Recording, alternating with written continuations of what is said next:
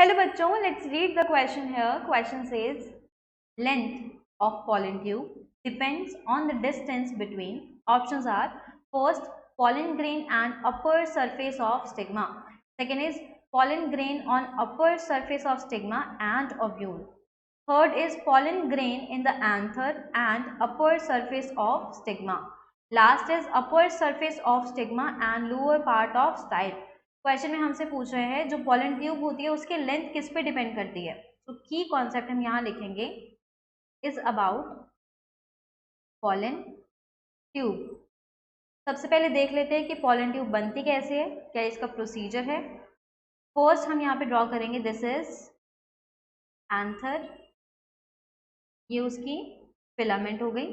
This is male reproductive part and right side पे बनाएंगे यहाँ स्टिग्मा, ये हमारा ओवरी का सैक लाइक स्ट्रक्चर है और ये फर्दर कवर हो गया। यहाँ से प्रेजेंट क्या होता है इसके अंदर, कैसे देखेंगे, यहाँ पे सैक प्रेजेंट होता है जिसके अंदर फर्दर ऊपर से एक ट्यूब आती है, एक ट्यूब यहाँ से एंटर करेगी इसके अंदर।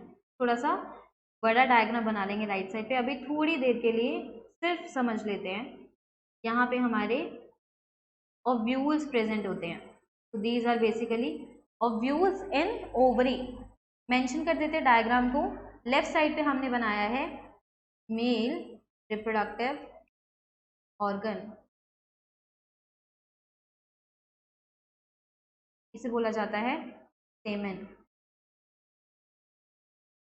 राइट साइड पे है female reproductive organ,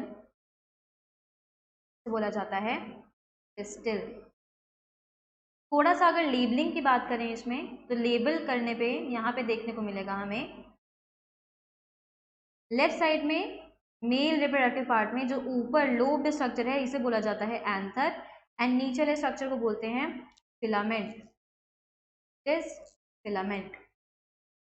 right side पे यहाँ जो फ्लैट सरफेस सा दिख रहा है दिस इज स्टिग्मा, ये जो एक लॉन्ग ट्यूब जैसे जा रहा है दिस इज स्टाइल एंड यहाँ पे जो सैक लाइक स्ट्रक्चर है ये होता है स्टिग्मा। इन स्ट्रक्चर्स को सेपरेटली अगर ड्रॉ किया जाए, ये है हमारा एंथर।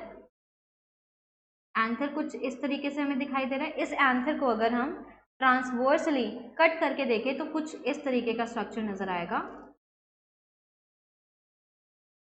ये स्ट्रक्चर होल्ड करके रखता है पॉलन सैक्स को। यहाँ पे पॉलन सैक प्रेजेंट होते हैं, बहुत बड़े बड़े सैक होते हैं जिसके अंदर हमारा पॉलन बनता है। So these structures are here, these are pollen sac. इन स्ट्रक्चर्स के अंदर होता है हैव पॉलन ग्रेन्स। इन पॉलन ग्रेन में हमें फर्दर हैव मेल गैमीट्स। ये जो मेल गैमीट होता है, मान लेते हैं यहाँ पे ये हमारा मेल गैमीट प्रेजेंट है। थोड़ा सा ढंग से ड्रॉ कर लेते हैं एक बार, अंडरस्टैंडिंग हमारी क्लियर हो जाएगी। जिससे there is this and small gamete, ये हो गया हमारा मेल गैमीट पूरा स्ट्रक्चर। राइट साइड पे यहाँ पे फीमेल स्ट्रक्चर बनाते हैं जिसमें देखने को मिलेगा कि पॉलिनेशन एक्चुअल में होता कैसे है। दिस इज स्टिग्मा के ऊपर फ्लैट वाला स्ट्रक्चर, ये नीचे जा रहा है स्टाइल एंड अंदर की तरफ जा रहा है ovary.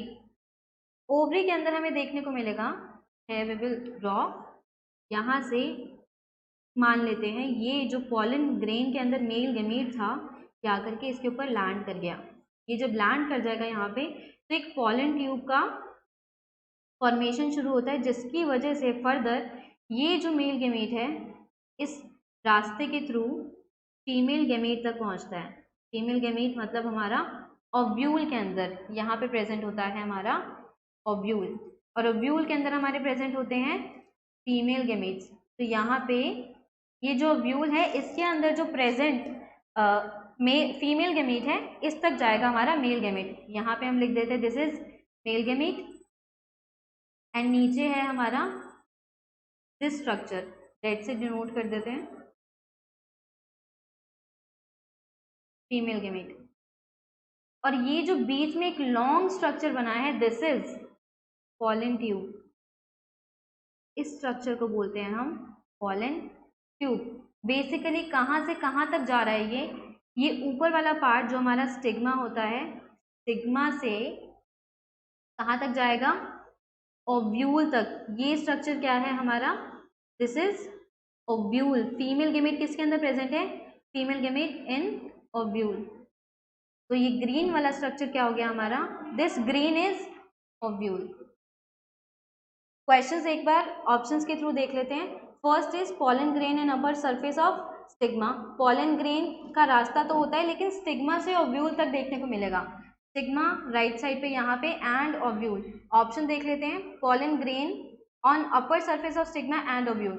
Correct answer to the question should be B, pollen grain on upper surface of stigma and ovule. I hope you got the answer very well. Thank you. Best of luck.